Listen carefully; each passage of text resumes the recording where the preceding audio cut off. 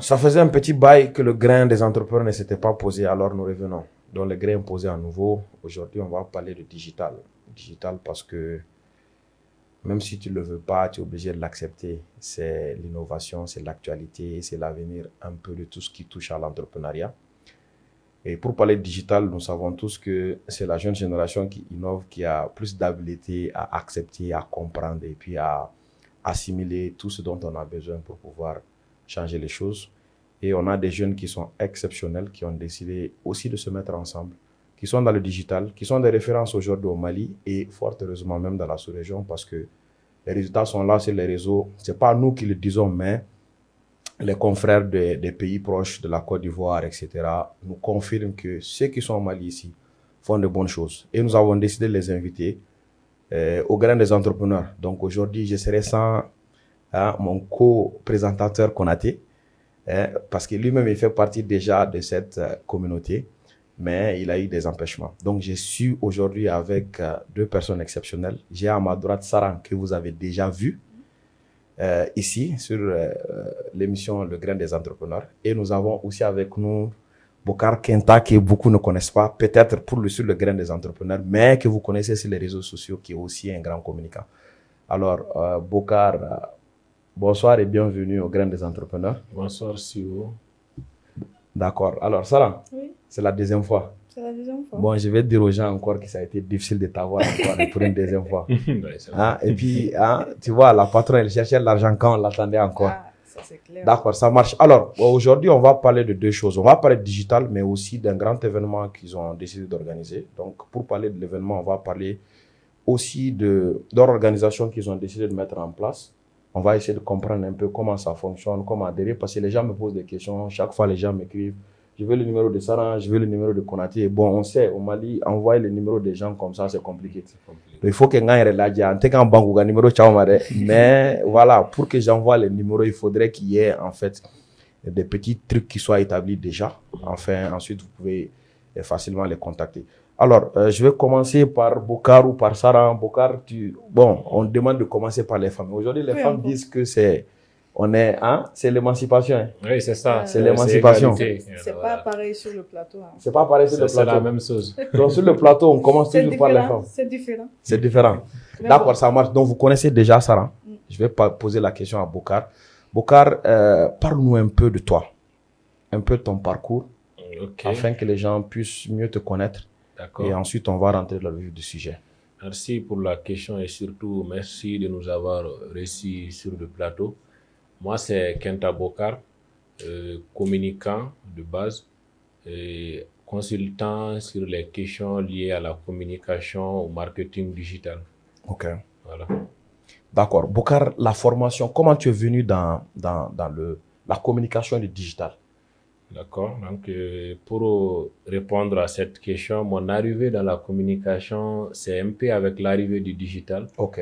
Puisque moi, de base, j'ai suivi une formation en gestion des ressources humaines. Ah, ok. Oui, jusqu'à terminer. Et après, j'ai suivi une autre formation académique sur le marketing et la communication. Okay. Et là, le déclic a été créé l'année où j'ai terminé avec la GRH. J'ai postulé pour un poste de chargé de communication d'une ONG. Okay. Et on m'a dit que c'était pas pour moi. Et bon, moi, je croyais déjà il faut pas seulement suivre une formation à 100% pour exercer un métier. Okay. Et surtout en GRH, on faisait des modules presque toute l'année sur le marketing et les techniques de communication. C'est là que j'ai eu le déclic de postuler. J'ai postulé, Dieu merci, j'ai été retenu pour le poste de chargé de communication, sans stage et tout ce qui va avec. J'ai vraiment été ce gars passionné et surtout qui n'avait pas peur du risque. Okay. Donc, ça a été comme ça. Donc, de là-bas, j'ai continué à suivre des certifications et des formations académiques et également dans la communication et dans le marketing. C'est comme ça que c'est venu, mais ça a coïncidé également avec l'avènement du digital. Okay. Donc, je me suis mis directement, les toutes premières actions que j'ai eu à faire avec l'ONG, c'était sur le digital. Okay. Puisqu'ils n'avaient pas de présence digitale au tout début.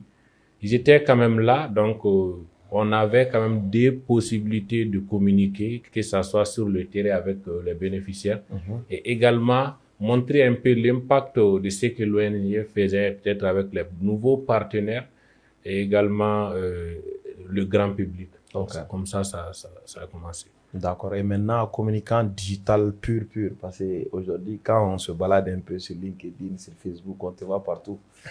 Oui, je dirais un peu par rapport à avant, puisque j'ai aussi pris du temps avant de commencer à communiquer sur moi-même en réalité. J'ai mis l'accent sur tout ce qui est communication des entreprises et des organisations que j'accompagne, plus que sur moi-même en réalité.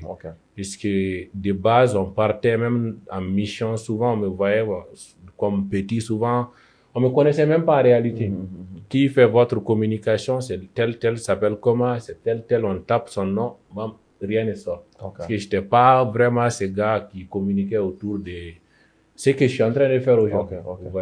Donc c'est à partir de là que j'ai eu à remarquer qu'au Mali, il n'y avait pas aussi beaucoup de gens qui communiquaient autour de ce qu'ils faisaient de base, mais je vous salue à ce niveau où je pense que vous êtes une ou deux personnes qui étaient là à l'époque en train de communiquer autour de votre métier.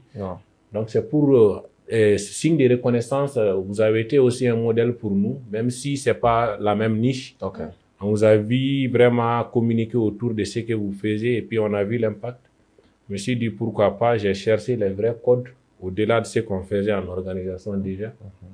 Et on en est là aujourd'hui. Merci beaucoup, Bokar. Je pense que les gens ont été un peu éclairés parce que les gens me posaient même des questions. Qui est Bokar? J'ai dit, ok, suivez ce compte et vous allez voir, vous rendre compte.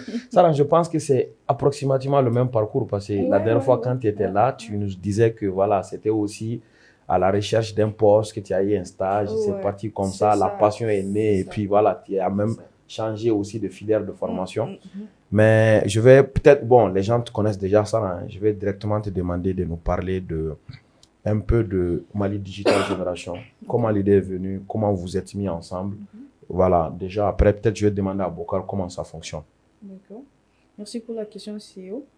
Alors, Mali Digital Generation est venu de l'ensemble de toutes nos idées qu'on a développées les uns et les autres.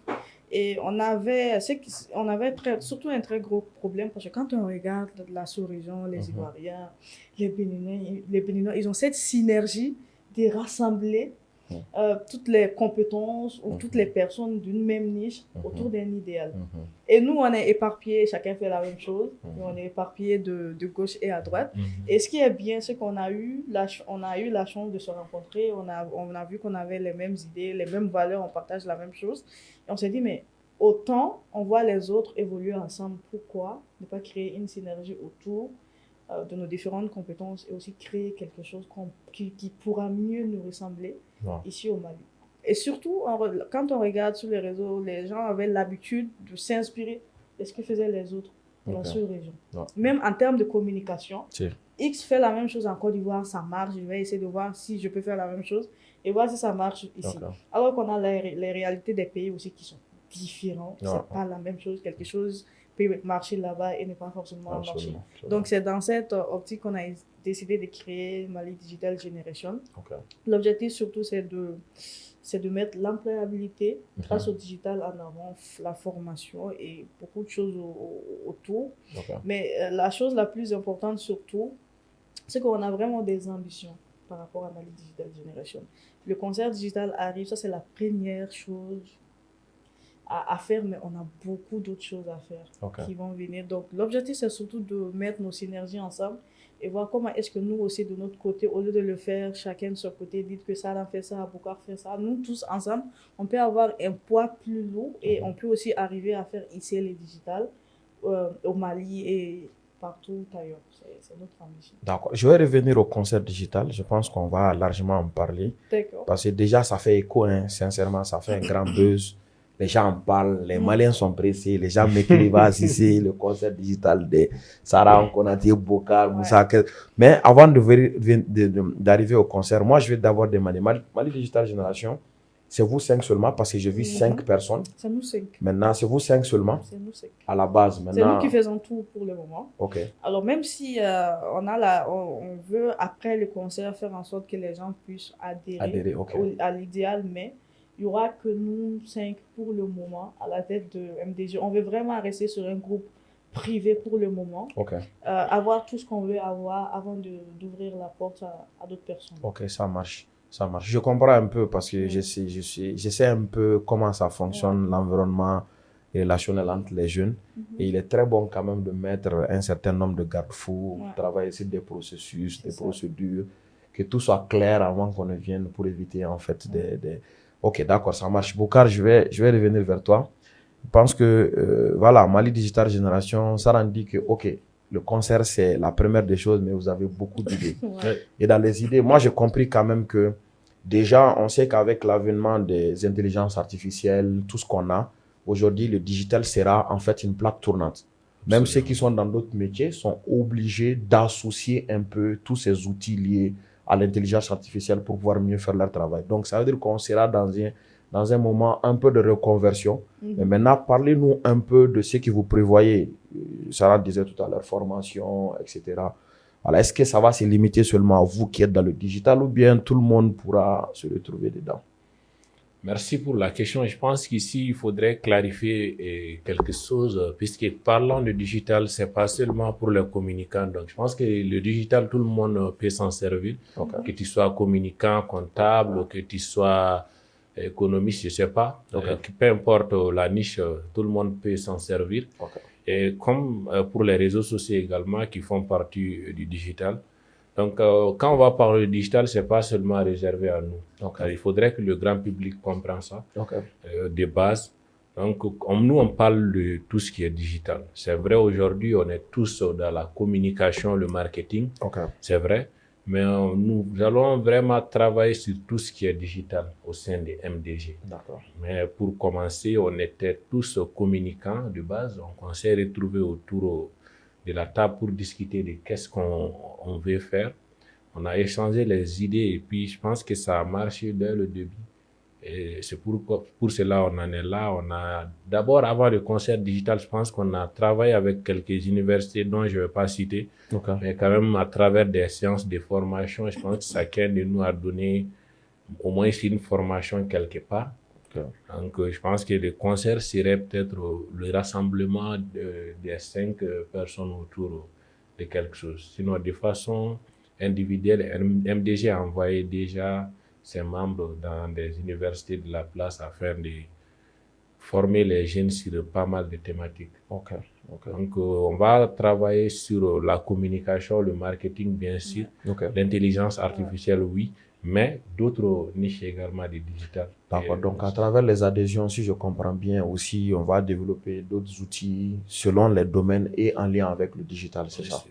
D'accord, ça marche. Alors, Boucar, parle-nous un peu du concert digital.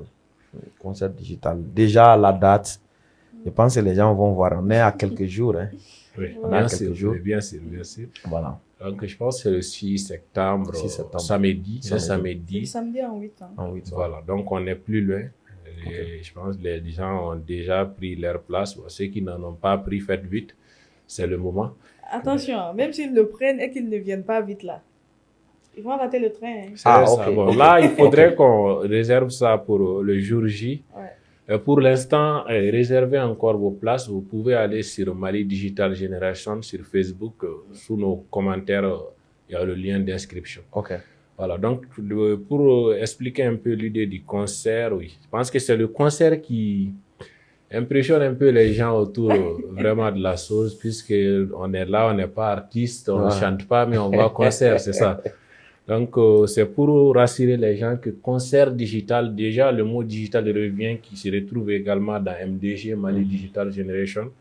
Donc, le concert, c'est pour montrer à la jeunesse que, c'est-à-dire autour d'un concert, on peut vraiment éduquer. C'est pas pour vraiment dire que les artistes n'éduquent pas. Il y a bien sûr des artistes qui éduquent dans le bon sens. Absolument. Mais bien sûr que on peut réunir la jeunesse. Comme on le fait au palais, on peut réunir la jeunesse autour de quelque chose aussi de façon vraiment éducative, dans le vrai sens. Donc c'est la raison pour laquelle on a fait un jeu de mots métaphoriques, concert digital. Donc ça pose des questions un peu partout, mais voilà, c'est un peu ça l'idée.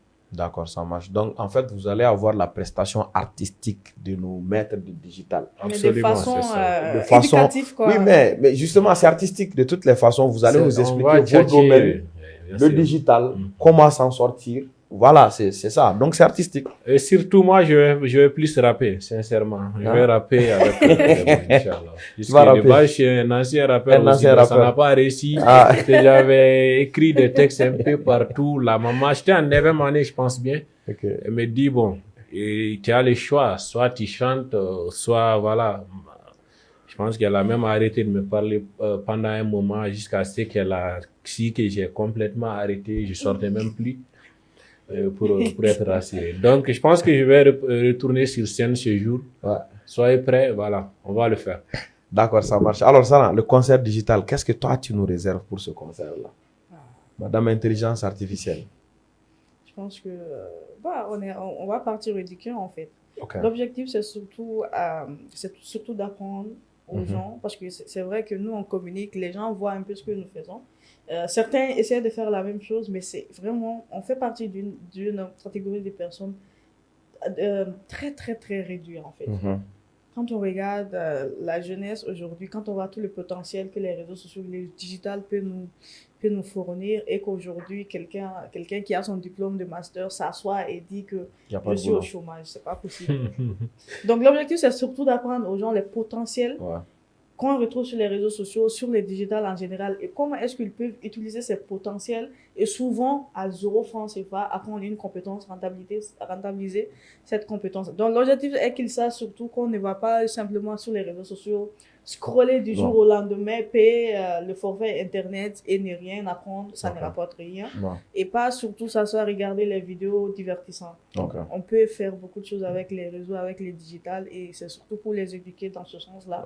Leur donner les meilleures orientations, les donner peut-être les secrets de ce que nous aussi on utilise pour qu'aujourd'hui et aussi puissent se retrouver avec cette opportunité-là que le digital nous offre. D'accord, ça marche. Alors, moi, déjà, ça m'intéresse, hein, parce que je pense que peut-être que je suis moins digital que vous. Vous êtes plus des experts dans ce domaine-là, mais ça rentre un peu dans le cadre de moi-même, mes objectifs, sincèrement. C'est de montrer à la jeunesse que, certes, on va à l'école, on cherche des diplômes, mais c'est pas une fin en soi, avoir un diplôme. On peut réellement se reconvertir. Par exemple, moi, aujourd'hui, je communique presque pas du tout sur ce que je fais comme métier même de base. Parce que les gens, certains pensent que j'ai fait une formation en gestion des ressources humaines parce que je suis dans l'employabilité. Certains pensent que c'est surtout l'entrepreneuriat. Mais moi, mon métier de base, c'est la comptabilité. Et malheureusement, on a des codes de déontologie qui nous interdisent parce que c'est des informations sensibles. On ne peut pas donner des informations des gens à un public. Voilà. Donc, sincèrement, déjà, moi, je vous félicite pour l'idée parce que les jeunes ont besoin d'avoir cette conscience-là. Et au Mali, l'un des plus gros problèmes qu'on a, c'est qu'on manque de personnes capables de donner en fait des orientations, des informations fiables pouvant réellement impacter les vies des gens. Et je pense que déjà, à travers vos communications, vos pages, vos comptes, ce qu'on voit, l'impact est réel. Hein. Il y a un vrai changement. Quand tu vois, voilà, il y a un vrai changement. Et le concert, en tout cas, moi, je serai là. J'invite aussi tous les gens à être là-bas. Oh, je serai là-bas. Et si vous voulez me rencontrer, vous voulez qu'on parle de quelque chose, soyez au rendez-vous là-bas. On aura l'occasion d'échanger, je pense, après le concert. Voilà. Et maintenant, je vais revenir. Parlez-moi un peu concrètement de ce que vous faites. C'est vrai qu'il y a le digital, mais tout le monde ne fait pas tout. Donc, de vos profils, je veux connaître vos profils réels. Et dans vos profils, qu'est-ce qu'on fait concrètement même? D'accord. Donc, je vais commencer par ça avant de revenir à Boka. D'accord. Je pense que la dernière fois que je suis venue, j'étais freelance. Ok. La dernière fois qu'on s'est vu, j'étais freelance. On s'est même, on a eu des discussions sur le fait que j'étais entrepreneur. Peut-être que je le suis aujourd'hui de façon officielle. Parce qu'il y a Digital Addict que je gère, que j'ai créé de façon officielle depuis une année maintenant. Mais aujourd'hui, je peux dire que c'est aussi beaucoup plus officiel parce que j'ai un bureau, etc. J'ai quand même essayé de franchir un pas parce que j'étais bloquée. J'arrivais plus à prendre de clients. Moi, ça ne m'étonne pas. Je savais que ça allait venir. J'arrivais plus à prendre de clients et voilà, je me suis dit que en fait, je voulais scaler, mais j'étais bloquée. Quelqu'un celle qui gère par exemple 5-6 clients, qui n'a pas de stagiaire, qui n'a rien. À un moment donné, je me retrouve avec le même montant des 5 clients alors que j'ai la possibilité d'aller à 10 clients, à 15 clients, avec clients. Exactement. Et pour ça, je devais, par exemple, sortir de ce que je faisais d'habitude, peut-être recruter quelqu'un, avoir un espace à moi. Maintenant, j'ai un espace, je n'ai pas trouvé d'abord le bon profil, donc je cherche un meilleur profil. Pas quelqu'un de très Les expert. gars, il y a possibilité d'emploi. Hein. Il y a mon dossier qui Il y a possibilité d'emploi. Hein. Donc, l'objectif, c'est pas que la personne soit expert, mais que la personne soit juste motivée à apprendre. Voilà. Surtout, c'est très important. Surtout à apprendre. Et j'ai surtout besoin de quelqu'un qui est créatif parce que la personne va créer des contenus, textes et vidéos, surtout pour les réseaux sociaux. En fait, les gars, moi, je vais même vous le dire en français facile. Hein. Soyez juste des gens capables d'apprendre. Parce que si on a l'opportunité d'être à côté de personnes qui ont déjà réussi un certain nombre de choses, c'est ton savoir-être. Ça me renvoie un peu au contenu de mon livre, en fait, où je dis souvent que le savoir-être est plus important que le savoir-faire. Parce que les gens ont déjà la compétence, ils peuvent te transférer ça, mais tout va dépendre de ton comportement et de qui tu es réellement, comment tu te comportes. Quoi. D'accord. Donc, maintenant, Sarah, c'était freelance. Maintenant, on est entrepreneur. Mais entrepreneur, spécifiquement, quels sont les services? Alors, j'accompagne les entreprises. C'est la même chose, mais de façon plus formelle. Okay. J'accompagne les entreprises dans tout ce qui est communication sur les réseaux sociaux. Okay. J'accompagne aussi dans tout ce qui est volet formation des entreprises. Donc, formation sur l'intelligence artificielle, le marketing. Tout ce qui a lieu dans le marketing que je maîtrise, je donne des formations en ce sens-là. Donc, c'est juste des accompagnements sur la communication sur les réseaux sociaux. D'accord, ça marche. Plus simple, ça marche. Donc, c'est ce que vous appelez social media management. Oui, mais maintenant, tout est mélangé, en fait. Donc... Mais comment ça s'est mélangé? Mais il faut nous aider à sortir de ça. Parce que nous, on a besoin de vous pour que ça ne soit pas mélangé. Tout est mélangé, en fait. Aujourd'hui, on parle de community management, on parle de social. C'est la même chose. Donc, moi, finalement, je vais te dire. Parce que quand tu dis que tu offres des services de community management, les gens vont vouloir te payer des sommes de 50 000, 100 000 francs CFA, alors qu'en réalité, tu fais le travail d'un social media manager ou d'un chef de projet digital. Ça va même au-delà de ça. Oui, c'est la même chose. C'est la même chose. Donc, finalement, moi, c'est quelque chose que j'ai dit. C'est la même chose. Tu prends, par exemple, un freelance qui fait du community management, sauf que lui seul, il va gérer tout le volet de ta communication, que ce soit création de contenu, ou, que ce soit création de support vidéo, texte, même la stratégie, c'est ça. Non, les gars, vous voyez, on revient à ce que j'avais dit. Hein. Les gars, formez-vous. Soyez compétents sur le stratégie. Il n'y a plus de CM classique. On ne prend plus un CM pour venir faire une publication, ou pour venir faire la modération, répondre. Ou bien répondre aux commentaires. Un CM, c'est comme un chef de projet digital. Parce que là, on va sur la base que maintenant, beaucoup de gens le font en freelance, parce que souvent, les entreprises n'ont pas le coût pour payer une agence. Donc, quand tu prends un CM freelance, la personne doit être capable au moins de te fournir tous ses services tout en un. Là. Donc, un CM qui sait juste faire des commentaires, etc. C'est fini. C'est mort, quoi. C'est mort. Donc, tu accompagnes que les entreprises ou bien des institutions aussi? Beaucoup, hein, ça dépend de la demande. D'accord, ça marche. On va aller juste sur les PME, tout terrain. Elle est tout terrain. C'est ça. Ok, ça marche. Donc, on va revenir vers Bokar. Je pense que Bokar, toi, tu as débuté d'abord dans les ONG. Il faut nous parler de la particularité déjà des ONG. Ça, c'est un. Secondo, tu nous donnes aussi un peu de détails par rapport à tout ce que tu fais.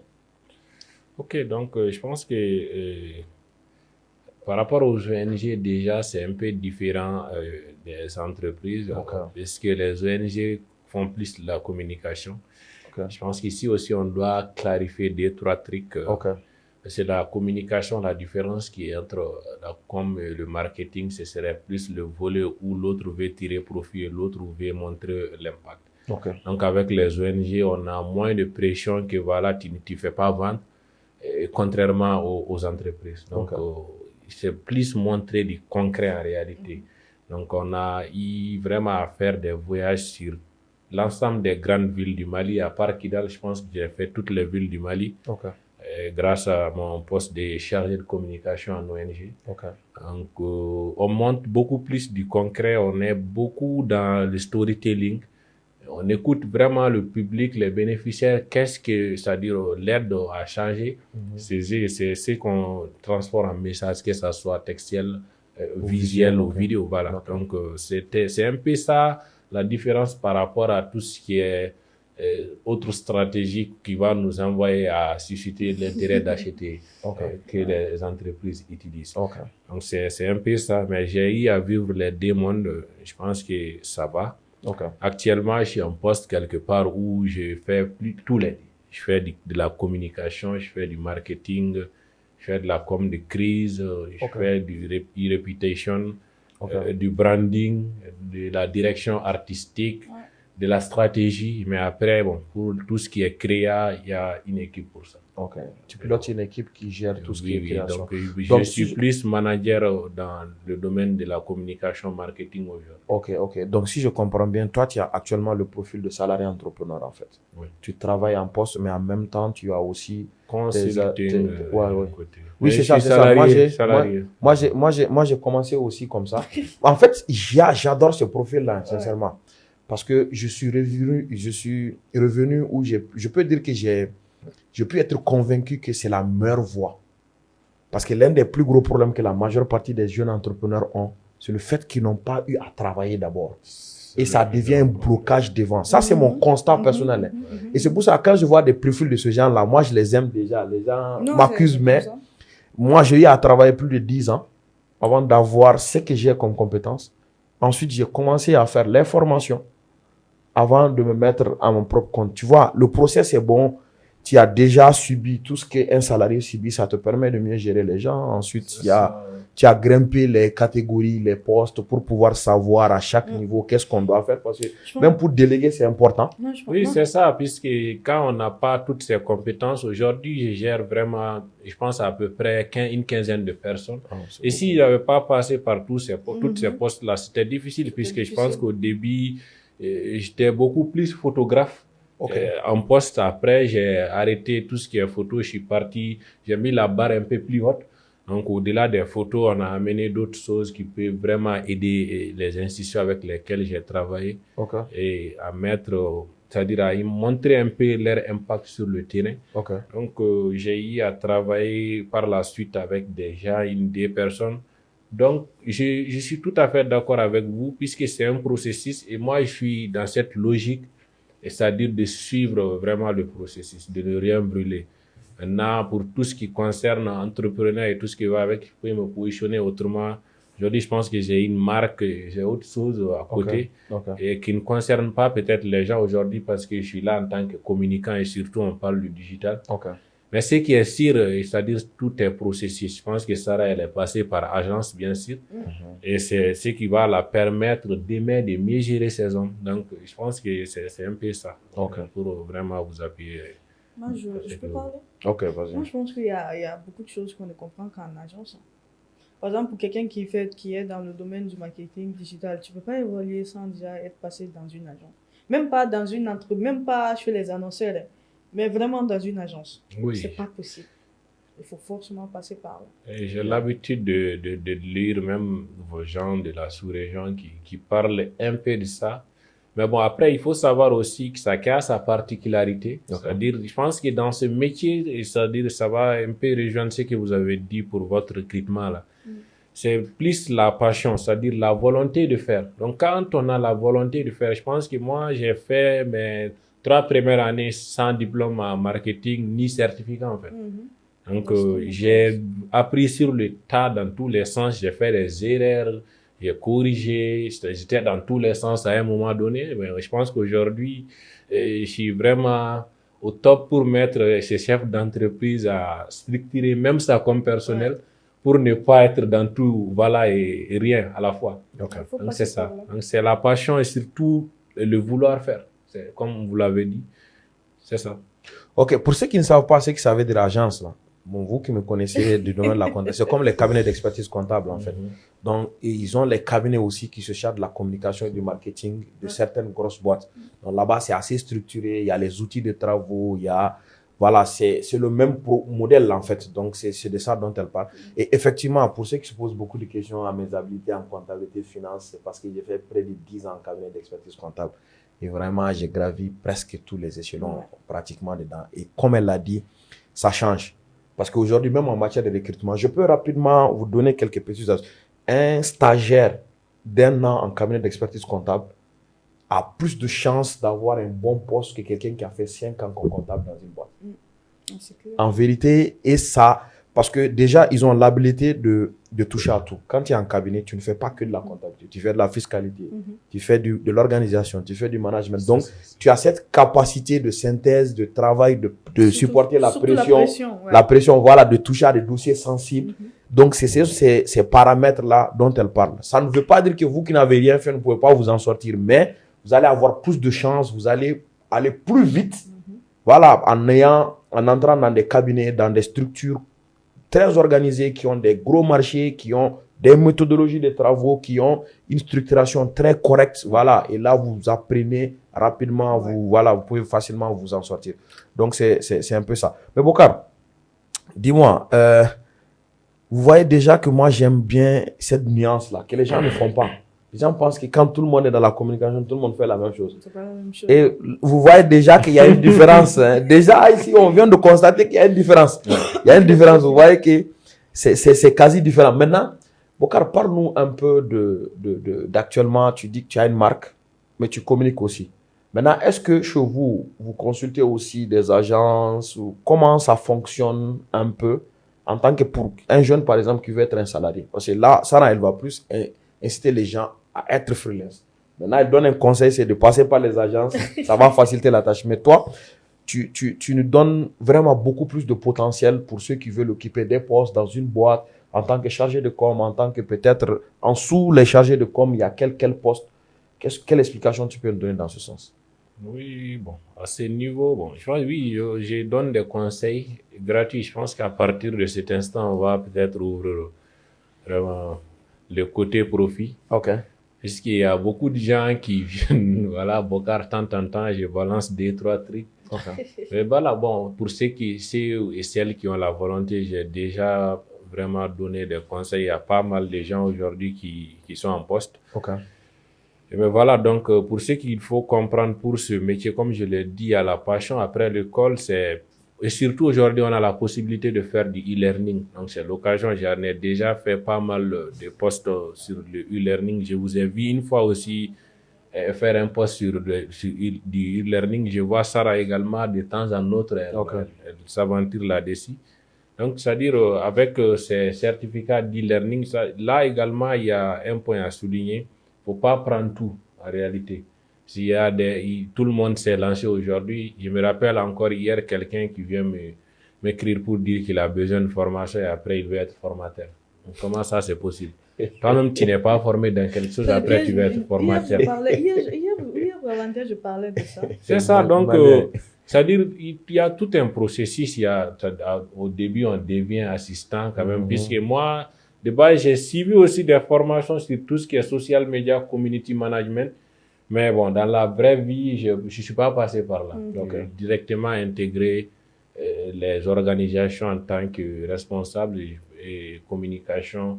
Et chargé de communication d'abord, après, je pense que c'est le responsable qui est au-dessus des chargés. Exactement. Donc, je pense qu'il y a un peu l'équivalent de directeur dans certaines boîtes. Exactement. C'est un peu ça. Donc, c'est tout un processus, c'est-à-dire surtout quand on a la culture d'apprentissage, c'est ce qui va nous amener loin dans ce qu'on fait. Et surtout, un dernier point, ce qu'on fait en poste de communication, on ne le fait pas pour le boss. On ne se met pas seulement au travail quand il est là, quand sa voiture est garée. Ça, c'est une grosse erreur déjà. Il faut avoir la passion et la vocation de le faire, même si on rentre à la maison. Et vous allez voir aujourd'hui, moi, je peux rester au bureau souvent jusqu'à 22h sans pression. On ne me dit pas que tu dois rester jusqu'à 22h. Mais moi, je sais que je dois rester jusqu'à 22h pour organiser l'équipe. Donc, il faut avoir cette conscience aussi de faire comme si c'est pour moi. Vous voyez. Donc, c'est dans ça, bon, je ne vais pas tout donner, mais je pense que la leçon, elle est comprise. Non, le reste, je pense qu'au concert digital, ils pourront déjà en avoir plus et aussi te rencontrer et puis détailler. Donc, ce n'est pas absolument pour ceux qui veulent être freelance ou entrepreneurs dans le domaine digital, même ceux qui veulent passer, tous les postes ne seront pas supprimés, mais on va peut-être confier beaucoup plus de tâches à une personne que par ailleurs quand on avait 10-15 postes, maintenant ce serait 3 ou 4, 5. Donc il faut avoir plus de compétences. Maintenant pour ceux qui souhaitent aussi continuer à être des salariés, parce que comme j'ai l'habitude de le dire, on peut bien s'épanouir, il suffit juste d'avoir une très grosse boîte, produire du bon résultat pour mériter une bonne rémunération, on peut être à l'aise. Donc, voilà, pour ceux qui le souhaitent aussi, il y aura des opportunités. Mais ça, pour entrepreneuriat digital, là, c'est pas du jeu. Entrepreneuriat, déjà, c'est pas du jeu. On sait ça. Maintenant, digital, dis-nous un peu. C'est vrai qu'il y a cette grande opportunité de scalabilité que nous offrent les réseaux sociaux, qui nous permet réellement de maximiser tout ce qui est personnes auxquelles on a accès, qui voient ce qu'on fait, qui peuvent facilement acheter. Et aussi la possibilité aujourd'hui qu'on a d'enregistrer nos formations, pouvoir les vendre sans pour autant tu parles être là. de la vente des produits digitaux? Oui, les produits, voilà. Donc c'est quoi déjà chaque quelque chose là, mais on va pas faire de la publicité pour votre plateforme là. Non, je vais pas parler de ça. Je vais pas parler de ça. Ok. Je pense que ça, pour moi, ça a surtout été, j'ai commencé ça avec par une forte demande. Parce que moi, tout ce que je fais là, c'est par rapport à la demande que je reçois. Quand j'ai beaucoup de demandes pour les formations, j'organise une formation. Et cette fois-ci, j'avais déjà des amis en Côte d'Ivoire qui avaient déjà entamé le business et qui me disaient, bah, avec toute la communauté que tu as, tu peux quand même mettre des e-books sur place, créer des formations et le vendre. Mais moi, c'était facile à dire, mais dans la pratique, m'asseoir, créer un produit digital, là, mettre de ça sur une plateforme, je me disais que ça allait me prendre trop de temps. Non. Donc, une fois, j'ai fait une première formation qui a beaucoup marché.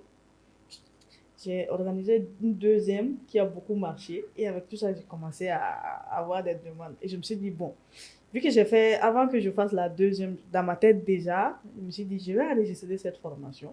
Et les personnes qui vont venir vers moi maintenant pour des demandes de formation, je vais simplement les orienter vers cette formation que j'ai déjà enregistrée. Je vais juste le transformer en produit digital. Donc, c'est comme ça que j'ai créé mon premier produit digital. Et ça a pris en organique. Ça a pris, je sais même pas comment ça s'est passé. Tu sais. Mais ça a Faut pris, nous donner les mais secrets. c'est surtout pour appuyer un point là. Bokar, il faut dire à Sarah, à Kana Dogabade, nous mais on vend. Mais c'est pas je parle de demande. Quand on crée un produit digital, ça doit pouvoir résoudre un problème urgent ou répondre à un besoin de ta communauté. Il faut surtout que ça soit ça, sinon ça ne va pas te taper pour toi. Et moi, comme j'avais déjà les demandes, j'ai créé les produits et à chaque fois qu'on venait vers moi, je lançais et les gens achetaient. Là, je pense que le produit a été vendu à plus de 400 personnes. Donc, je me suis dit, bon, ça déjà, je n'étais pas entré trop en profondeur de ce que les gens voulaient. Et la deuxième, j'ai juste fait un capture d'écran, quelque chose où je n'étais même pas en train de donner une formation. J'ai fait un truc pratique. J'ai enregistré, j'ai lancé ça aussi. Et ça a pris. Donc, le troisième, c'était un e-book. Quand même, je suis à 60 douanes, ça n'a pas beaucoup pris. Les chiffres. Les e-books. Non, il n'y a pas de chiffres. La totalité, on veut savoir. Le peuple veut savoir. Il n'y a pas de chiffres. 60 là, donc pour elle, 60 là, c'est peu. 60, c'est... Et pourtant, quand on prend même sur du 5 000 francs, 60 déjà, c'est le salaire, c'est plus que le salaire d'un cadre. Non, juste pour souligner que c'est mon produit qui a été le moins vendu. Après, c'est un e-book, je pense que les gens n'achètent pas beaucoup les e-books. Les gens ne lisent pas. Ils ne lisent pas. Oui, c'est vrai que c'est pas qu'ils ne lisent pas trop, mais je pense que dans votre domaine, c'est plus facile le concret que le lire. Ça dépend un peu du domaine selon moi. Et l'Africain est beaucoup plus habitué aux livres physiques qu'électroniques jusque-là. Ils ne sont pas très livres électroniques en fait. Non, même moi notamment, si je dois acheter une formation, je dirais par exemple sur quelque chose que je peux consommer tout de suite en pratiquant, qui est de prendre le temps pour lire un livre. Donc oui, ça va, je pense que je m'en sors. Donc Sarah, vous comprenez un peu, elle parle de 400 vendus, 60, etc. Ça, c'est des millions déjà. C'est pas des millions, c'est des millions, Sarah. C'est le nombre de ventes. Oui, mais le nombre de ventes multiplié par le prix de vente, ça donne quoi? Déjà, on voit tous des nouvelles voitures pour la team MDG 5 quand on enlève ça dans le prix. Dans quel argent d'abord? Même si c'est des Yaris, ça va. Dans quel argent? L'argent de Sarah, la big boss. Mais quand même, ce que je tiens à souligner, c'est que c'est vraiment une opportunité. C'est vraiment une opportunité. Avant, les personnes comme nous, avant, la seule voie qu'on trouvait pour trouver de l'argent, c'était des accompagnements, c'était des formations, c'était des prestations de services. Mais aujourd'hui, on a la possibilité de maximiser quelque chose qu'on ne suit pas forcément. On crée les produits, on fait la publicité de temps en temps et c'est tout. Et les gens consomment. Mais je pense qu'il y a Konaté aussi qui est dans ça, Si. avec Bean School. Bean School. Si. Lui, je pense qu'il... Ah non, c'est pas la même chose. Je pense que c'est différent. C'est un peu différent. C'est Un peu différent. Parce que Konaté, c'est comme une plateforme comme Udemy ou Open Classroom. Ah, d'accord. Exactement. Où il y a C'est surtout plusieurs Open formations Classroom, voilà. le truc. Il y a plusieurs formations de plusieurs personnes, mais c'est différent. Parce que là, on crée un produit digital pour répondre à un besoin ou bien résoudre un problème. C'est plus tendance chez vous. Oui.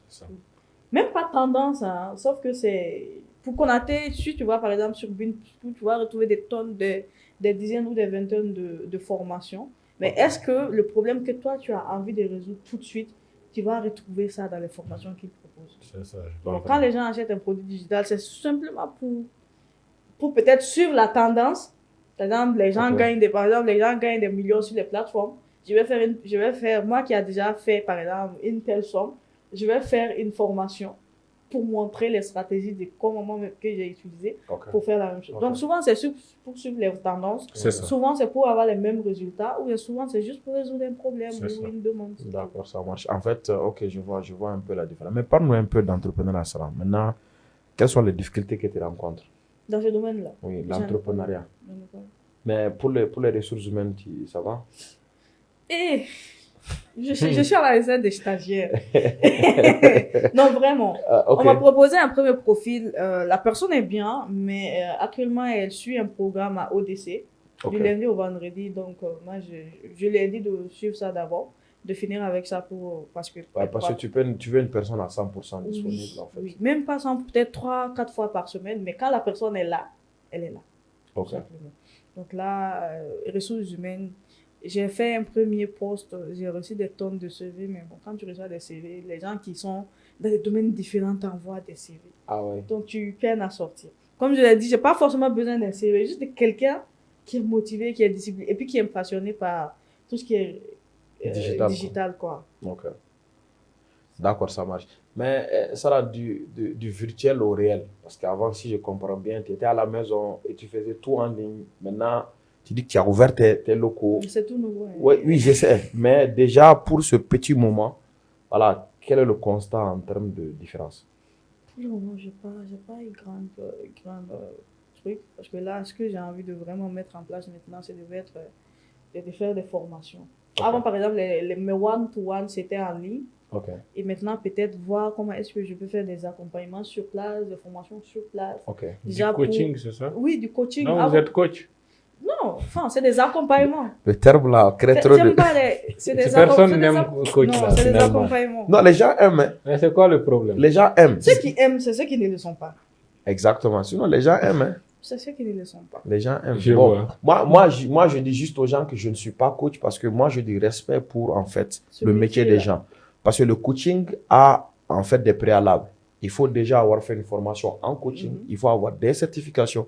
Et même dans le coaching, il y a différents domaines. Tu peux être coach, ça ne veut pas dire que tu es coach dans tout. Voilà, tu as des domaines, ça peut être le développement personnel, ça peut être les situations matrimoniales, etc. Et il y a des certifications, fort heureusement, même dans la sous-région aujourd'hui. Ce n'est pas au Mali. Je vais peut-être voir, comme je vais essayer d'inviter des coachs certifiés.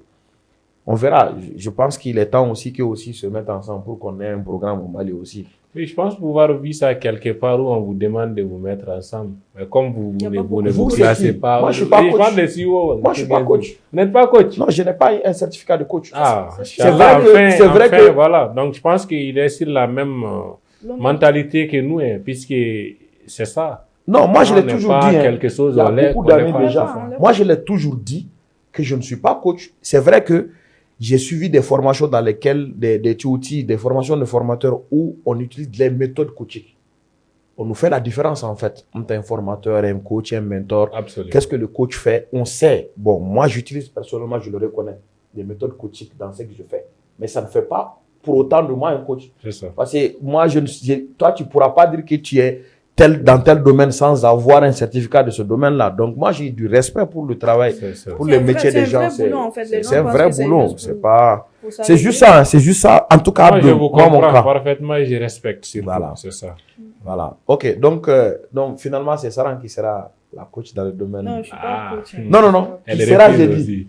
Donc, non, mais... Il faut voir, il faut voir. Il y a déjà des académies pour ça. Professionnels. Parce que quand tu fais des accompagnements, forcément, tu fais un peu de coaching, même si tu ne le veux pas. Mais tu utilises les méthodes. Voilà, ça ne veut pas dire que tu es coach en tant que tel. C'est ça. Donc, arrêtez d'appeler les gens coach en commentaire. Moi, dans les commentaires, chaque jour, quelqu'un dit coach. Coach Sarah Srivé.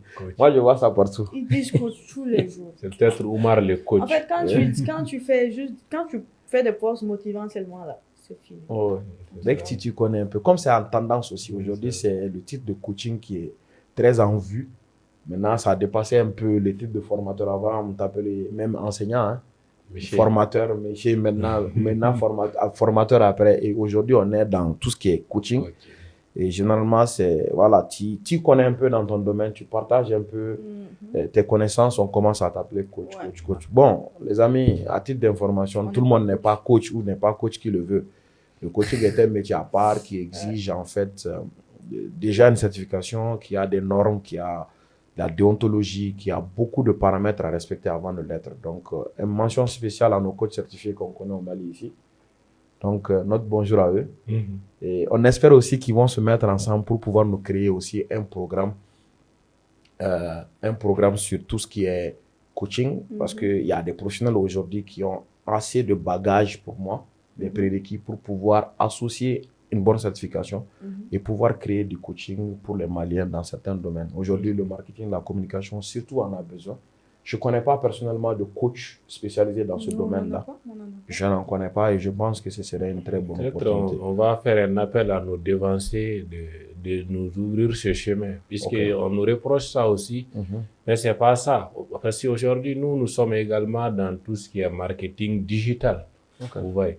Et là, je pense que ce que j'aimerais qu'ils comprennent, c'est pas par manque de respect qu'on va pas vers certaines personnes, mais il y a les questions d'accessibilité. Par exemple, vous êtes notre grand frère, mais on vous connaît. Voilà, on vous connaît. On sait comment quand on vous écrit, vous répondez. Et nous, on voit des gens qui se plaignent à qui on avait écrit, qui nous ont jamais répondu. Après, ils viennent en clash contre nous sur les réseaux.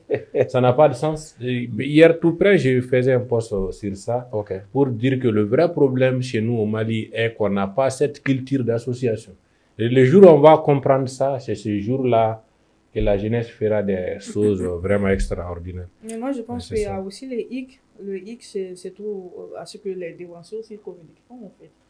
Je suis d'accord. Ils sont dans leur coin. Moi, je ne les connais même pas. C'est ça. Donc, ils peuvent être les coachs. Quand j'ai commencé, mes repères étaient en Côte d'Ivoire. Donc, c'est des gens qu'on ne connaît même pas personnellement. On sait qu'il y a des dévanciers, mais si c'est des gens qu'on ne voit pas, qu'on ne sait pas qu'est-ce qu'ils ont à nous apporter, comment est-ce qu'on peut les approcher? Non. Ça, c'est difficile. Voilà. Et quand nous, on communique, on dit ils disent qu'on vient de commencer et qu'on veut, on veut s'imposer. Alors que, ou bien qu'on se prenne pour des experts, c'est pas ça. Mais peut-être qu'aujourd'hui, nous, on a une méthode de communication. Peut-être qu'à leur époque, il n'y avait pas ça. Il y a aussi la digitalisation qui évolue et nous, on est dans cette dynamique. On a la chance de faire partie de la génération Z, de cette génération aussi qui est ultra connectée. Donc, on ne peut pas faire fi des réseaux sociaux. Ce n'est pas possible.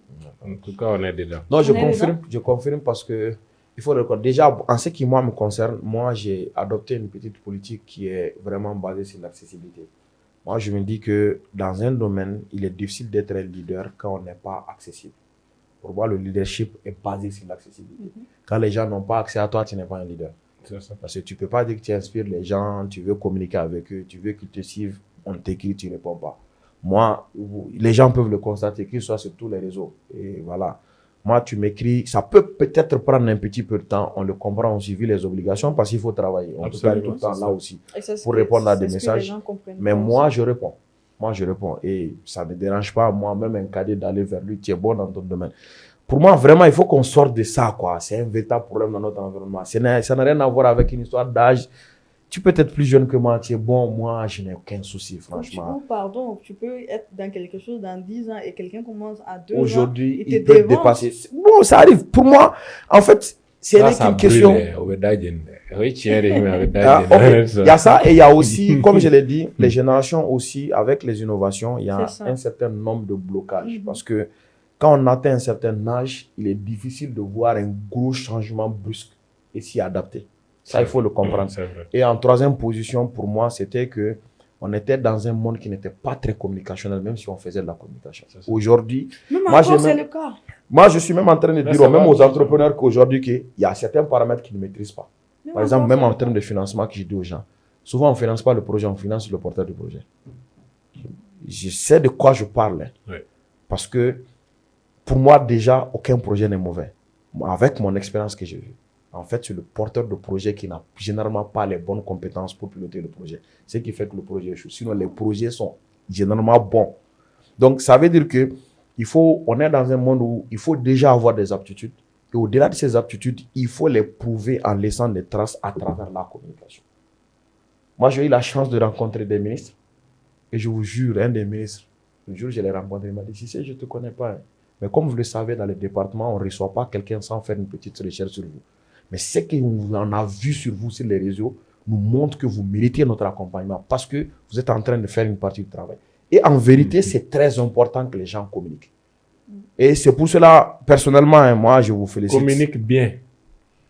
Ça, c'est là où on a besoin de votre apport. C'est dans l'apprentissage, quoi. Parce que nous, on avait, bon, comme je l'ai dit, j'ai des modèles qui étaient ivoiriens. Parce que ici, je ne voyais pas de devanciers. Mais c'est parce que j'ai vu qu'eux, ils faisaient bien que j'ai suivi les pas. Exactement. Et donc, on pouvait avoir des modèles ici au Mali et ne pas les suivre parce que leur manière de communication ne nous inspirait pas tant que ça. Oui, je pense donc, que c'est ça. Mais c'est-à-dire pour appuyer ce que tu viens de dire tout de suite aussi, il y a des devanciers aujourd'hui aussi qui ont suivi la tendance. Prenons exemple sur Dogba. Je pense qu'il est sur la même chose que nous. Je suis d'accord. Même hier, par ailleurs, les photos que vous avez fait avec l'IA, il a fait la même chose. Si. Il était aux Nations Unies et mention spéciale à lui. Donc, je pense que lui, il s'est adapté. C'est un bon grand frère. Et c'est un bon grand frère et inspirant. Et qui c'est-à-dire qui est ouvert d'esprit.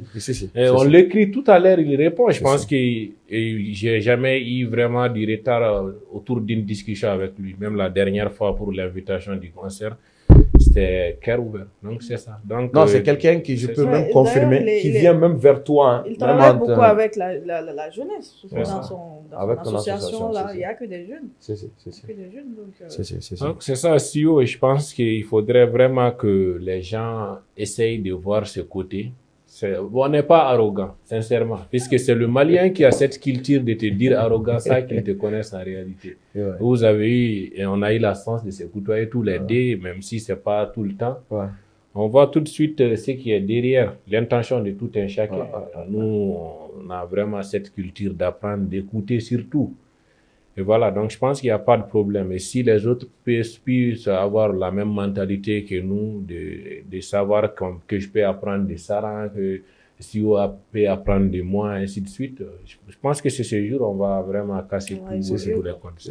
Non, il y a aussi la culture, l'éducation, la foi, tous ces paramètres rentrent en compte, hein, comme j'ai l'habitude de le dire. Il y a beaucoup de paramètres dont il faut tenir compte pour comprendre aussi la réaction des autres. Et le changement n'est pas facile. Le changement n'est pas facile. Les vieux démons reviennent toujours. Mais nous, on peut dire cette génération, surtout la vôtre, même avant nous, après nous, hein, nous-mêmes, on est à cheval entre deux générations. Mais vous, votre génération, en fait, vous êtes montés avec ce changement. Donc, c'est plus facile pour vous. Les générations d'avant nous vont difficilement le comprendre et ça, il faut l'accepter. Non, on accepte. Mais on va y travailler, ils commencent à comprendre. Et comme j'ai l'habitude de le dire, même tes parents vont te combattre mais à partir du résultat, ils seront fiers de dire c'est mon fils, hein, c'est mon neveu, c'est comme ça. Donc, continuez seulement et puis produisez-nous des résultats. Et moi, personnellement, je suis très fier de voir que, voilà, dans la sous-région, voilà, on parle de vous. Et les autres pays disent qu'effectivement, au Mali, il y a telle personne qu'on peut prendre comme référence. Et ça, c'est vraiment important pour moi. Comme je l'ai dit de tout le temps, moi, sur mes comptes, c'est tout ce qui valorise mon pays et l'Afrique qui se partagent là-bas. Donc, mais on va faire peut-être une petite pause publicité. Nous avons un partenaire désormais pour le grain des entrepreneurs, c'est J. Bougouni.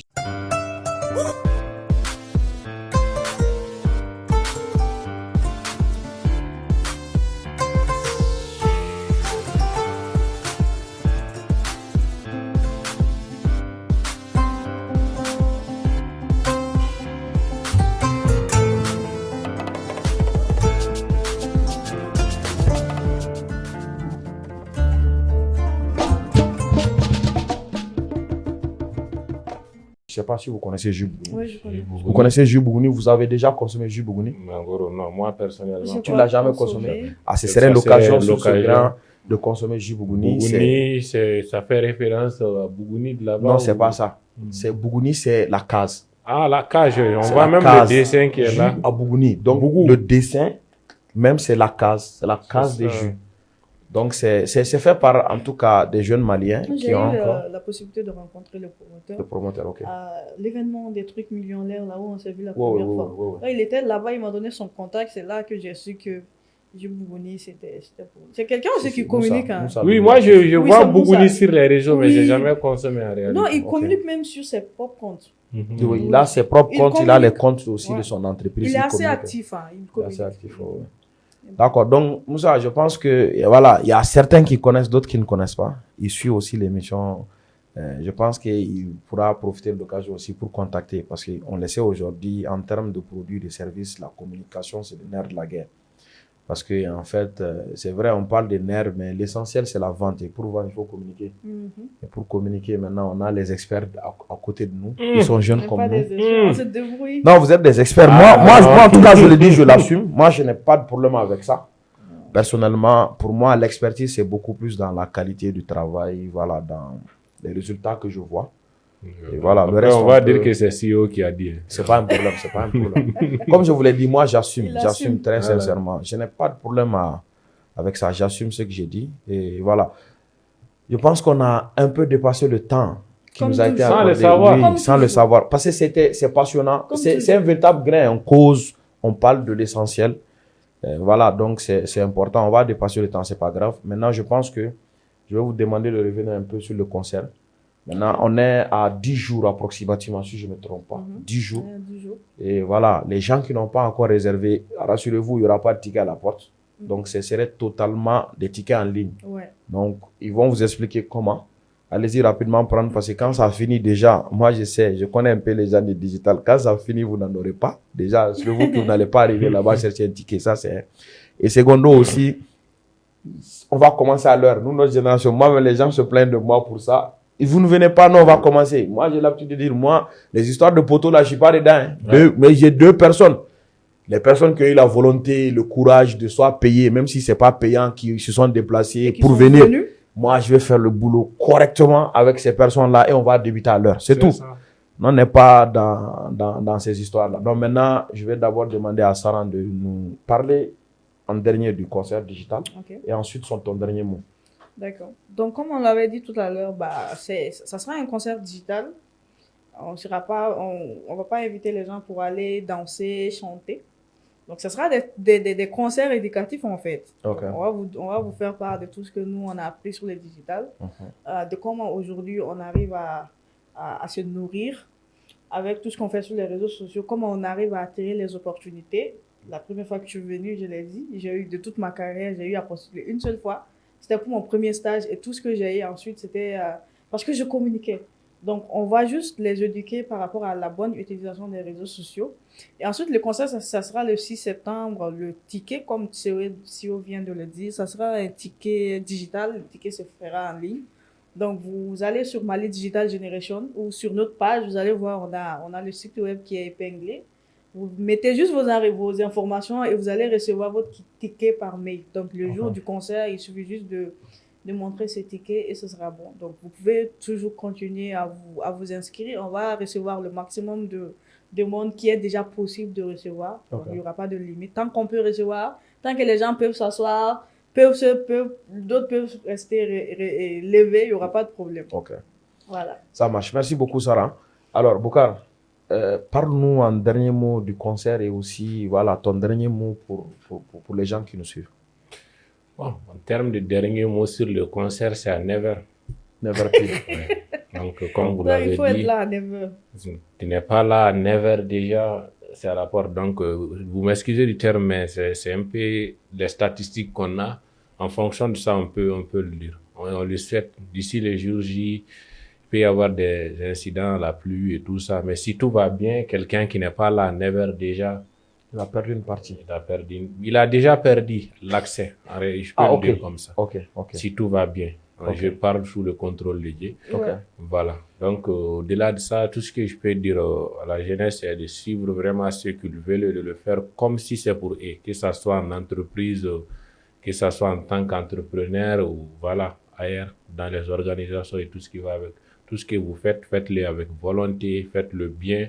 Et surtout, dites-vous que c'est une image qui va vous suivre partout où vous allez. Comme elle l'a si bien dit, bon, ça serait vraiment dommage de le dire, mais je ne consulte même pas les offres d'emploi. Voilà, moi, c'est comme ça. Je pense dès mon premier poste, c'est comme ça, je vous dis. Et peut-être les gens peuvent aller sur LinkedIn. Il y a des postes que j'ai occupés que je n'ai pas mentionnés. Et c'est personnel. Donc, c'est un peu ça. Si quelque chose me dit que je mets, comme la dernière fois, j'ai mis un poste. Donc, c'est ça. Donc, de faire avec vraiment du sérieux. Ouais. Et c'est ce qui va payer. Absolument. Ça. Et donc, surtout d'être passionné, hein, parce que c'est ça, c'est surtout la base. Quoi. Quand on n'est pas passionné, surtout pour ceux qui veulent s'intéresser au métier du digital, quand on n'est pas passionné, vous allez vite abandonner, c'est pas facile. Et vous pouvez même le remarquer sur mes yeux, je dors presque pas. Tu dors? Je dors presque pas. Je pense que même hier soir, je me suis réveillé à 3 heures et on est là. Donc, absolument. Et ça, c'est la passion quoi, qui tient. Merci beaucoup, merci à vous. Le grain, vous voyez qu'on est en train de finir, mais on veut continuer à causer parce qu'on n'a pas tout le temps l'opportunité de se rencontrer, de causer. Parce que j'ai l'habitude de dire, les gens qui ont la même énergie, quand ils se voient, les choses passent de façon naturelle en fait. Voilà, ça vous dit, si je vous dis que ça fait que 3 fois que Sarah et moi, c'est la 3e fois qu'on se voit de la vie. Bokar, c'est la 4e fois, troisième fois aussi. Oui. Voilà, vous allez imaginer qu'on se connaissait depuis et que chaque fois on est ensemble. Donc c'est une question surtout d'énergie, c'est une question surtout de volonté, de personnalité et voilà, de vision commune. Donc le digital aujourd'hui, que les gens le veulent ou non, est l'avenir. Et quel que soit vos domaines, vous êtes obligés d'y associer un peu de digital. Donc partant de là, moi-même personnellement, je vous invite à ce concert digital. Allez-y au maximum, prendre vos tickets et soyez surtout à l'heure au rendez-vous. Allez-y apprendre de ce que le digital offre comme innovation dans vos domaines qui peuvent être soit des opportunités si vous les saisissez, ou même des facteurs qui peuvent aussi détruire vos carrières parce que si vous ne partez pas avec le digital, les changements peuvent aussi vous emporter malheureusement. Donc c'est surtout cela. C'était le grain des entrepreneurs et j'étais avec 2 personnes exceptionnelles, Sarah Sidibé et Bokar Kenta de Mali Digital Génération, qui est une organisation de jeunes qui sont dans le digital et qui vous invite ce 6 septembre au Memorial Modibo Keïta. C'est ça. Merci. À 9h. À 9h. À 9h. Bye bye. Merci.